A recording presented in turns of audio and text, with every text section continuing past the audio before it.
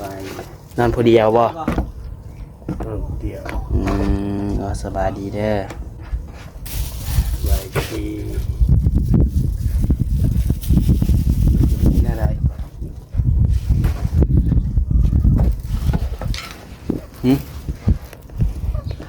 เป็นยังไง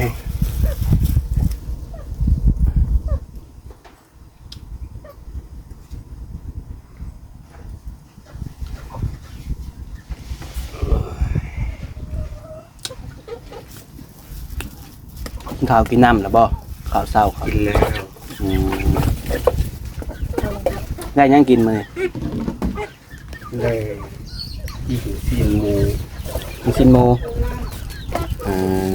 เป็นกินเองบ่แม่เฮ็ดกินเองเอื้อยบ่อยู่ติอาศัยเอาปิ้งปลากับปิ้งตับมาฝากใช่เลย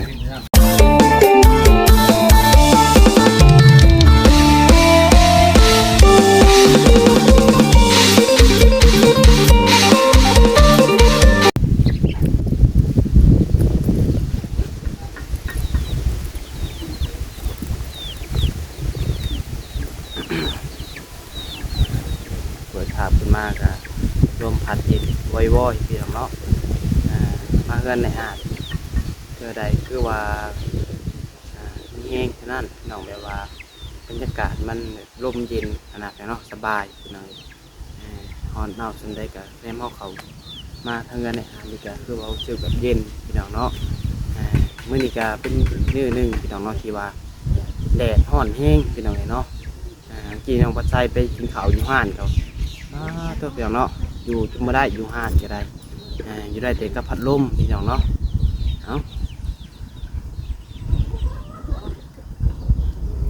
กับทักทายสบายดีสวัสดีพ่อแม่พี่น้องสบายดีป้าลุงแล้วก็FCกันเบิดสุขสู่คนเบิดสมองสุบอลเพราะว่าจะอยู่ฝั่งลาวฝั่งไทยหรือว่าอยู่ทางต่างประเทศเด้อพี่น้องเด้อกันยินดีต้อนรับเข้าสู่ช่อง YouTube น้องพัดไซชาแนลอีกแล้วพี่น้องเนาะโดยมาพบมาพอกันกับน้องพัดไซในมื้อนี้เนาะเข้ามาทางบ้านทางเรือนของลุงอาจนะพี่น้องเนาะเข้ามาอัปเดตพี่น้องเบิ่งเนาะว่าวันนี้ก็ตัวเห็นทางสร้างเพิ่นไปซื้อปูนแดงมาเทพื้นเทห้องน้ำอะไรเนาะว่าเป็นเทแล้วหรือบ่เพื่อนแนวใดเพื่อนเนาะแล้วก็สิมาถามทางสร้างเพิ่นเพียงว่าห้องน้ำเพิ่นใส่ช่องลมบ่ควรแนวใดเพื่อนเนาะเพราะว่านี่ทางโรงงานเพิ่นก็เว้าอยู่ว่าจะใส่ช่องลมพุ่นเนาะแต่ว่าน้องบ่ใส่สิเขามาถามทางสร้างก่อนเพียงเนาะว่าเพิ่นสิใส่ได้บ่หรือว่าใส่จักอันขนาดเพียงเนาะก็นำมาใส่ก็ได้ใส่จักอันเพียงเนาะเดี๋ยวจังได้ก็ไปเบิ่งไปโซนนำกันเพียงเนาะแล้วก็มีรายเรื่องอยู่ถามมาเพียงเนาะเดี๋ยวไปฟังนำกันเด้อพี่น้องเด้อเนาะจังได้ก็ฝากเพื่อนพี่น้องเป็นกำลังใจกดไลค์กดแชร์คนละ1 ไลค์ 1 แชร์เพื่อเป็นกำลังใจให้น้องพัดไซแน่เพียงเนาะ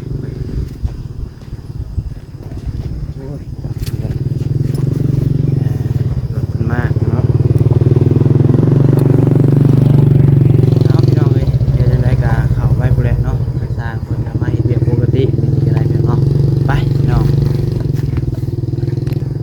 ไปเนาะมื้อนี้ก็เข้ามาสวยคือเก่าพี่น้องเนาะก็บ่ได้เข้ามาแต่เช้าปานใดมื้อนี้ก็เนาะตอนนี้ก็เป็นเวลาเกือบเที่ยงแล้วพี่น้องเนาะ11 โมงปลายเกือบ2 โมงนั่นแหละเนาะไปดูกัน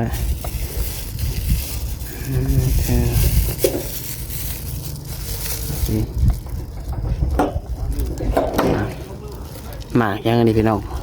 ฝั่งไทยเพิ่นเดินหมากอย่างนี้นี่เนาะฝั่งลาวเดินหมากไฟพี่น้องเนาะหมากฟืนหมากไฟเป็นว่า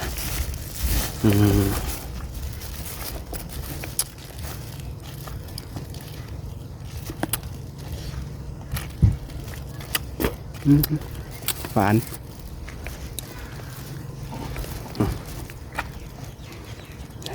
เธอเป็นอะไร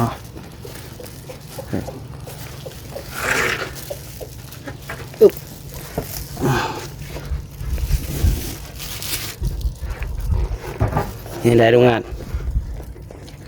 รั รับสบายบ่คืนนี่ สบาย นอนผู้เดียวบ่ เดียว ก็สบายดีเด้อ สบายดี นี่อะไรหืม เป็นอะไร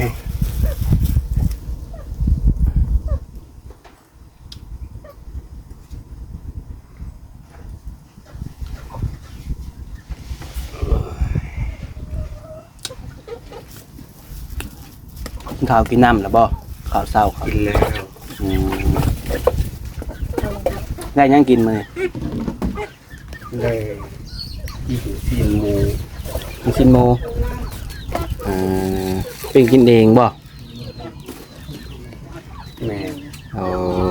เฮ็ดกินเองเอื้อยบ่อยู่ติ อาศัยเอาปิ้งปลากับปิ้งตับมาทาน ใจ เลย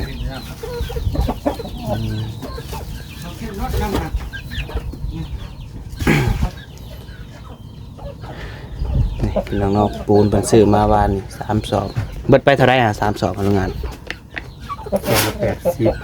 สอบ80แล้ว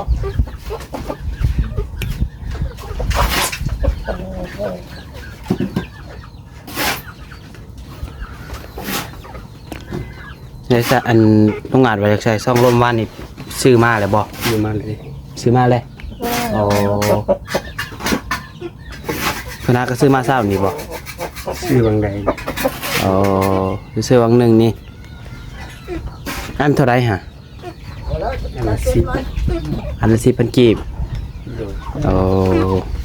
ใครแต่เฮาบ่ซื้อเข้ามาที่แรกก็ว่าสิซื้อเข้ามาอยู่ได้นี่กะว่าสิมาถามมื้อก่อนว่าซื้อมาจากอันซะ ห้าอัน 5 อันอืม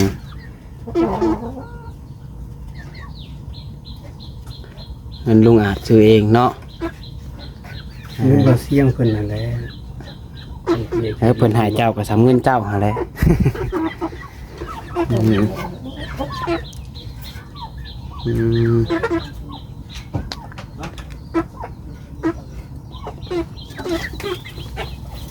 นี่ครับพี่น้องไปเบิ่งทางทางเป็นเฮ็ดเวียกก่อนพี่น้องกันเนาะทางท้ายคือเบิ่งเน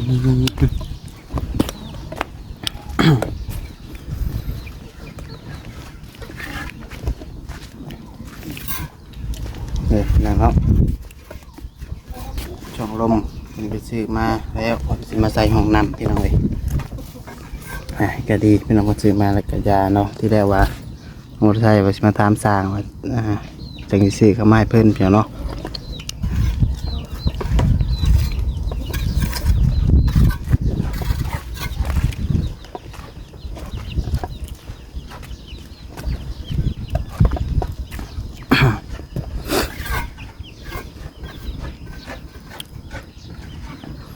สร้างก่อขึ้นโครงแล้วขังหนึ่งพี่น้องเนาะแล้วเรียบร้อย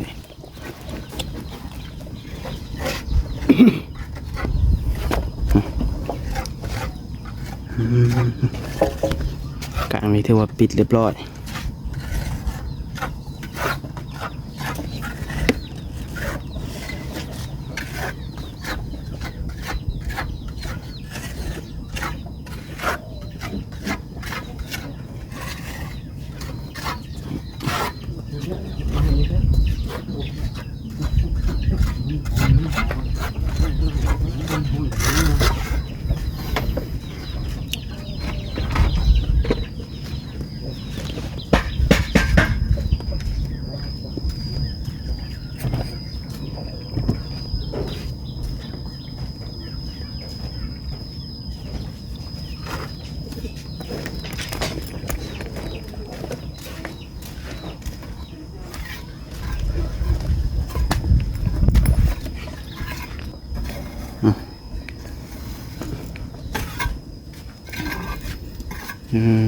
ห้องน้ำกับเพิ่น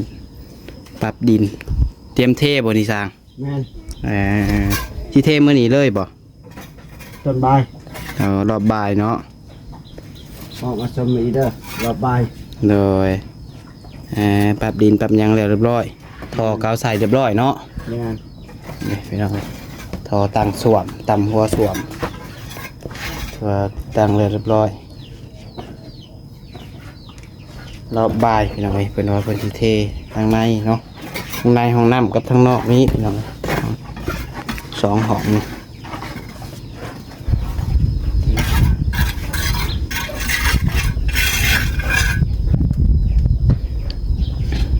ว่าเทให้มันได้ใส่ก่อนพี่น้องมันเทแล้วเราก็ตั้งมันตั้งหัวสวมกับถือว่าใส่ประตูเข้าได้อันนี้พี่น้องเนาะ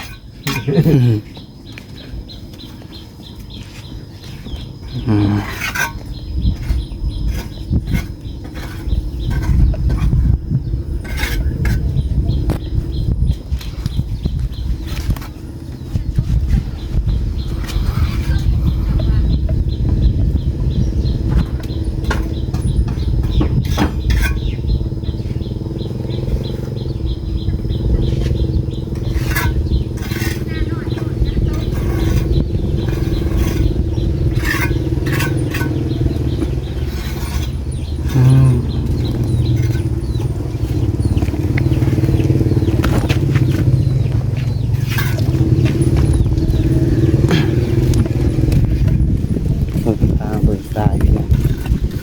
โอ้ยทรายก็เบิดคักเลยพี่น้องเนาะเทได้อยู่บ่สร้างขึ้นเนาะ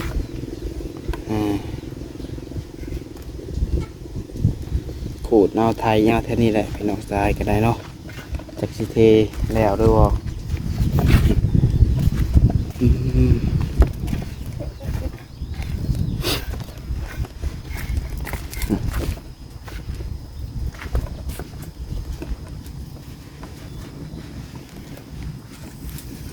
อันนี้เพิ่นกำลังฉีดตั้งอันช่องลมเนาะ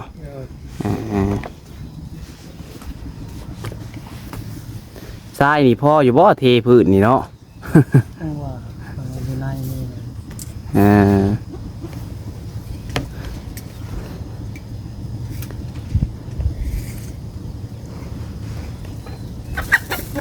เขาส่งแล้วมัน นี่ทอนี่ก็เป็นเรียบร้อยขุดเรียบร้อยพี่น้องเนาะ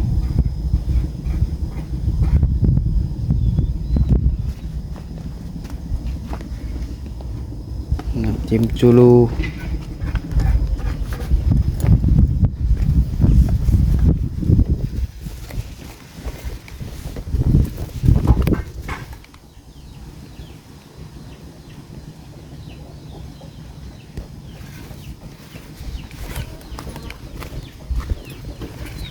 นี่พี่น้องเนาะ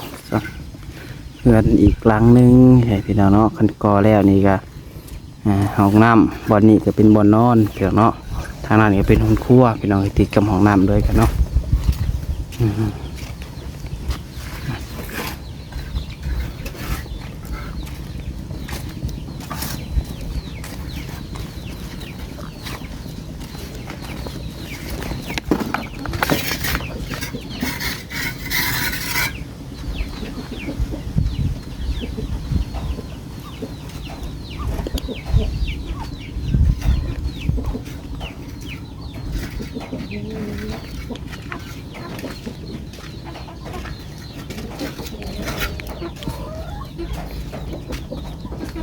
เด็ดพี่น้องไง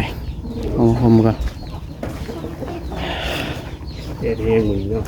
โดยเด็ดหอนเอา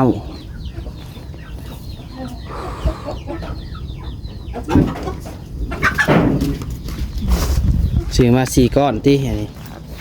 ก่อน 5 ก้อนบ่โอ้เดี๋ยว4 ก้อน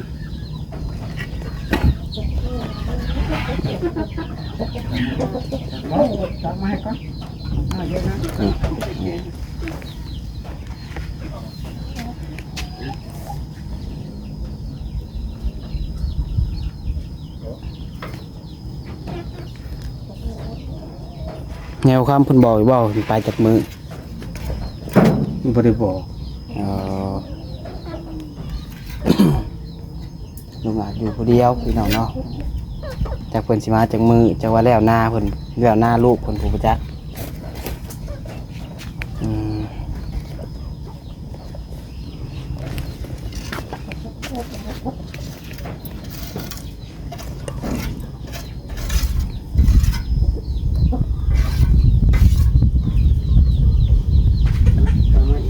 เฮ็ดอยู่เฮ็ดกินก็เฮ็ดกินเองแล้วเนาะซักเครื่องซักของก็ซักเองบ่ลุงอ่ะ แม่น อ๋อ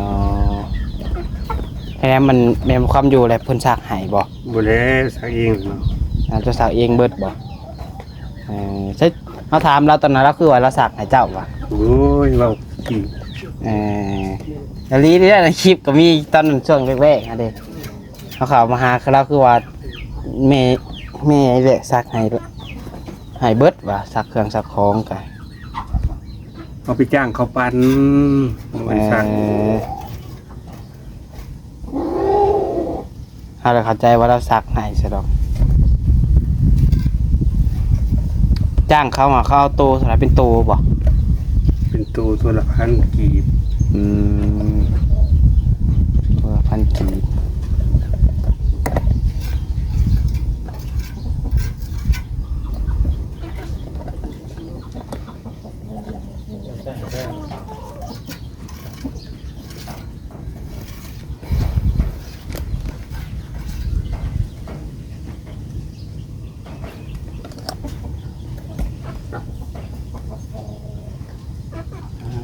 เอาแค่อันนี้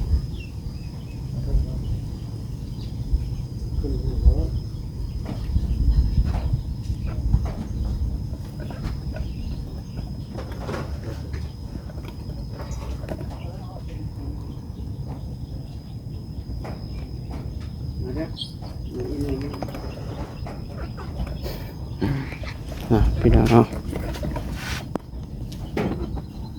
มื้อนี้มีคนเข้ามาหาอยู่บ่ บ่ มีอย่างบะหมี่ก็ไปเข้ามาบ่วานนี้ บ่ได้เขา เออมีไปเข้ามาเลยวานนี้เนาะนั่งเลยสร้างวันนี้กำลังก่อตั้งก่อปิดน้ำตอนเที่ยงเพิ่นก็สิเทพี่น้องเนาะตอนเที่ยงนี่เตรียมสิเทพื้นพี่น้องเลย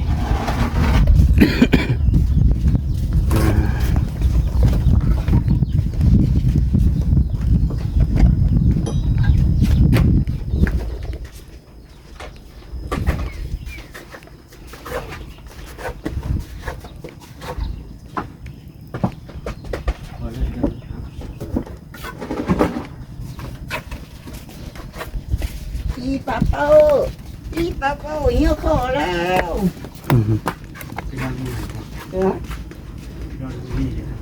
นอนนี่เนาะเย็น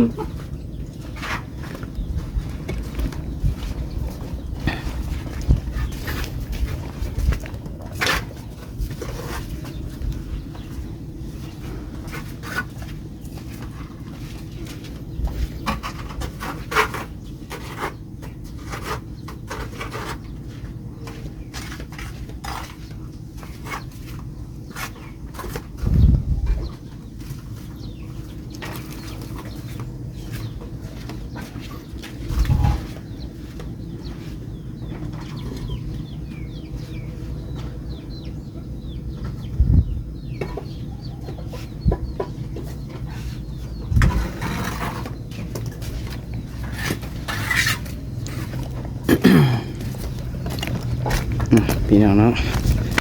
เฮ้ยมันออกพี่น้องเลยถ้าเอาเบิ่งหน่อยหนึงก็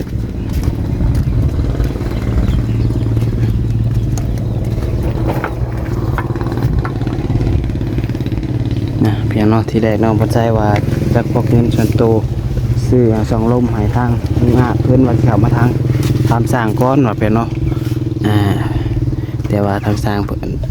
ทางงานเพิ่นซื้อเองแล้วก็เลยว่ายากอย่างเนาะเดียวไว้ถ้าซื้ออย่างอื่นให้เพิ่นเอาเนาะถ้าซอยอย่างอื่นเอาไปเลย ว่าก็น้องพระชีวซื้อเข้ามาวันนี้เพราะว่าบ่ฮู้ว่าสิซื้อจักอันแล้วก็เขามาถามสร้างอันนั้นแหละเนาะแล้วเขามาบ่ได้เห็นเพิ่นสร้างเพิ่นซื้อก็แล้วก็เลยใช่ไหมเนาะไปซอยแนวอื่นท่านถ้าว่าซอยได้พี่น้องเนาะคือเล็กน้อยน้ำใสซอยได้อยู่พี่น้องแบบมันบ่เกินกำลังเฮาเนาะโอเคใช่พี่น้องสำหรับคลิปนี้สิขอลาพี่น้องไปก่อนเนาะเขามาอัปเดตพี่น้องเบิ่งประมาณนี้แหละพี่น้องเนาะกะทางโรงงานเพิ่นกะเบิ่งคือแบบประชดใช้เพิ่นได้อันนี้ก็เนาะผมกะน้องใส่กับไทม์ไลน์พี่น้องเนาะกับ FC สังเกตเบิ่งเงาอะไรกันเนาะอะไรก็ได้เบิ่งง่ายเพิ่นคือมีแนวคิดมีหยังอะไรพี่น้องเนาะเอาพี่น้องผิดพลาดประการใดก็ต้องขอโทษขออภัยนำหลายเด้อสำหรับคลิปนี้ขอลาไปก่อนแล้วขอบคุณทุกคนที่เข้ามารับชมเนาะขอกล่าวคำว่าสบายดี